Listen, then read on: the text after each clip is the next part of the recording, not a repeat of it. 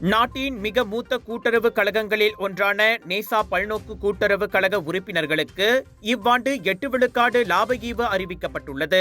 சிரம்பானில் நேற்று நடைபெற்ற நேசாவின் 40ஆம் ஆண்டு பொதுக்கூட்டம் மற்றும் 50ஆம் ஆண்டு பொன்விழா கொண்டாட்டத்தில் அதன் தலைவர் டத்து சிவகுமார் பழனியப்பன் அவ்வறிவிப்பை வெளியிட்டார்.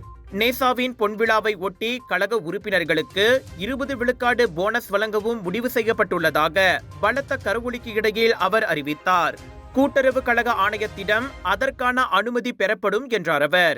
மக்கள் தங்களின் பொருளாதார தேவைகளை பூர்த்தி செய்ய தொடங்கப்பட்ட கூட்டுறவு கழகமான நேசா உறுப்பினர்கள் நலன் கருதி பல ஆக்கப்பூர்வமான திட்டங்களை மேற்கொண்டு வருவதாகவும் சசிகுமார் தெரிவித்தார்.